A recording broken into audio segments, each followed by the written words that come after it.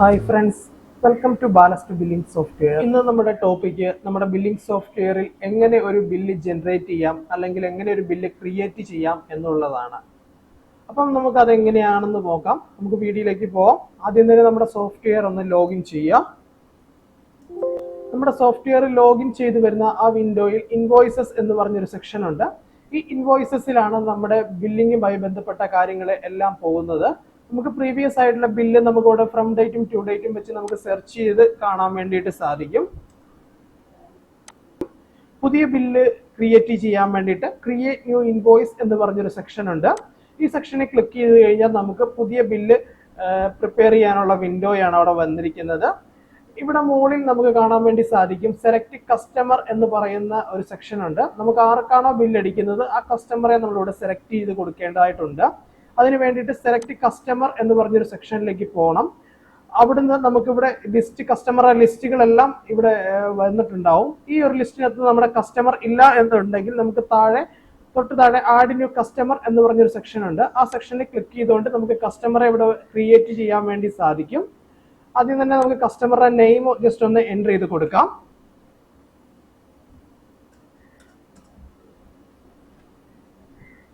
ശേഷം കസ്റ്റമറുടെ അഡ്രസ്സ് നമുക്ക് കൊടുക്കുക.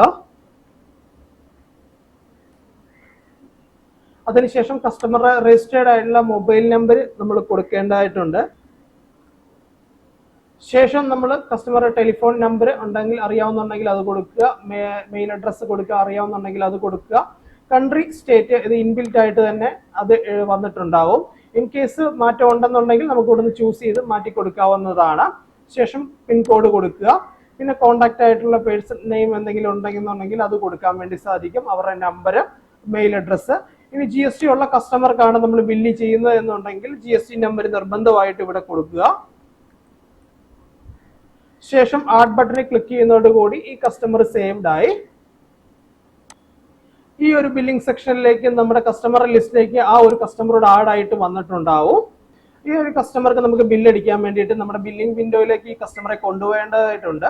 അതിന് വേണ്ടിയിട്ട് നമ്മൾ ആ കസ്റ്റമറെ ഒന്നെങ്കിൽ ഡബിൾ ക്ലിക്ക് ചെയ്യുക, അല്ലെങ്കിൽ ആ കസ്റ്റമറെ സെലക്ട് ചെയ്തിട്ട് കീബോർഡിലെ എൻ്റർ കീ പ്രസ് ചെയ്യുക. പ്രസ് ചെയ്യുന്നതോടുകൂടി നമ്മുടെ കസ്റ്റമറെ നമ്മുടെ ബില്ലിംഗ് വിൻഡോയിലേക്ക് ആഡ് ആയിട്ടുണ്ട്.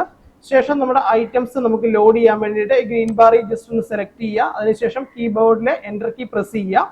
പ്രസ് ചെയ്യുമ്പോൾ നമ്മുടെ ഡീൽ ചെയ്യുന്ന ഐറ്റംസ് നമുക്ക് ലിസ്റ്റ് ചെയ്തതായിട്ട് കാണാൻ വേണ്ടി സാധിക്കും. അതിൽ ഏതൊക്കെ ഐറ്റംസ് ആണോ നമുക്ക് വേണ്ടത് ആ ഐറ്റംസ് നമ്മുടെ ബില്ലിംഗ് വിൻഡോയിലേക്ക് സെലക്ട് ചെയ്ത് എൻ്റർ കീ പ്രസ് ചെയ്യുമ്പോൾ ഓരോ ഐറ്റംസ് ലോഡായിട്ട് വരുന്നതായിട്ട് കാണാൻ വേണ്ടി സാധിക്കും. ശേഷം ആ ക്വാണ്ടിറ്റി കൊടുക്കുക. നമ്മൾ സെയിൽ ചെയ്യുന്ന പ്രൈസ് ഇൻബിൽറ്റ് ആയിട്ട് തന്നെ നമ്മുടെ പ്രൊഡക്റ്റ് ക്രിയേഷന്റെ സമയത്ത് നമ്മൾ കൊടുത്തിട്ടുണ്ട്. ആ റേറ്റ് എടുത്ത് വന്നിട്ടുണ്ടാവും. ഇൻ കേസ് മാറ്റി കൊടുക്കണം എന്നുണ്ടെങ്കിൽ നമുക്ക് മാറ്റി കൊടുക്കാൻ വേണ്ടി സാധിക്കുന്നുണ്ട്. ഓരോ ഐറ്റംസും നമുക്ക് അങ്ങനെ ലോഡ് ചെയ്യണം.